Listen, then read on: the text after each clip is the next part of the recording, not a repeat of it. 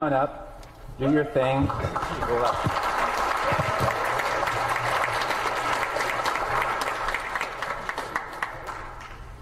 Have you ever wondered why Canada is in debt?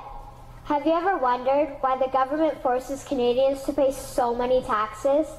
Have you ever wondered why the bankers from the largest private banks are becoming wealthier and the rest of us are not? Have you ever wondered why the gross national debt is over $800 billion? Or why we are spending $160 million a day on the interest of the national debt? That's $60 billion a year. Have you ever wondered who receives the $60 billion? What I have discovered is the banks and the government have colluded to financially enslave the people of Canada. I will share with you 3 important points of reference which will hopefully spark enough interest and concern for you to continue the research on your own and to engage your government to stop this criminal act against the people of Canada. First, we will briefly examine the Bank of Canada. Second, we will see how our banking system works today. And lastly, I will offer a viable solution that we can petition our government to implement. A very little known figure in Canadian history is J.O. McGeer. He was a lawyer, member of Parliament, and mayor of Vancouver. His contribution to Canada is probably the greatest in our history. He championed the creation of the National Bank of Canada, whose sole purpose is to create and manage Canada's money. It was formed on July 3, 1934, and owned by all Canadians.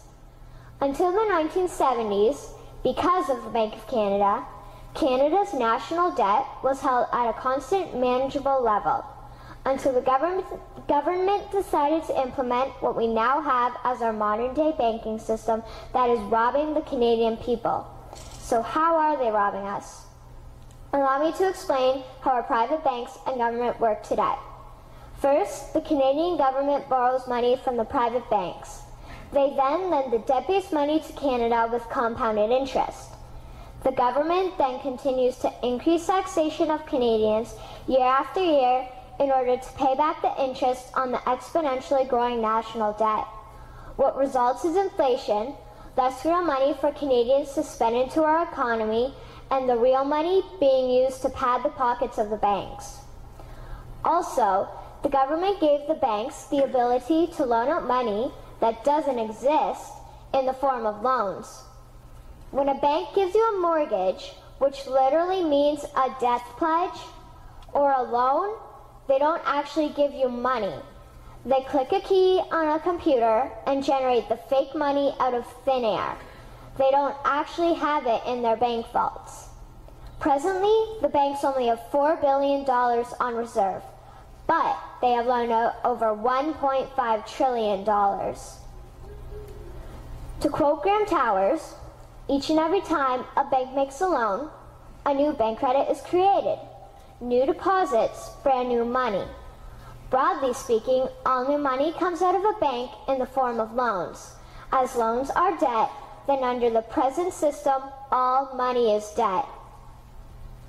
What I find interesting is even Jesus, in Matthew 21, drove out the money changers in the temple because they were manipulating the currency to steal money from the people. The private banks are just like the money changers in Matthew 21. They are defrauding and robbing the people of Canada, thus their freedom, and they need to be stopped. How should the banking system work? In an infamous interview, Mr. McGeer asked Mr. Towers, "Can you tell me why a government with power to create money should give that power away to a private monopoly and then borrow that which Parliament can create itself back at interest to the point of national bankruptcy?" Mr. Towers replied, "If Parliament wants to change the form of operating the banking system, then certainly that is within the powers of Parliament. In other words, if the Canadian government needs money, they can borrow it directly from the Bank of Canada. The people would then pay fair taxes to repay the Bank of Canada. This tax money would in turn get injected back into our economic infrastructure and the debt would be wiped out. Canadians would again prosper with real money as the foundation of our economic structure and not debt money. Regarding the debt money owed to the private banks, such as the Royal Bank, we would simply have the Bank of Canada print the money owing, hand it over to the private banks, and then clear the debt with the Bank of Canada. And yes, we have the power and lawful right to do so. In conclusion, it has become painfully obvious, even for me, a 12-year-old Canadian, that we are being defrauded and robbed by the banking system and a complicit government. What will we do to stop this crime? What will we do to ensure that the next generation will live free and clear of the debt-based economy that enslaves them to the banks? Margaret Mead said the following, and I hope that all of you remember this. Never doubt that a small group of people can change the world. Indeed, it is the only thing that ever has. Thank you.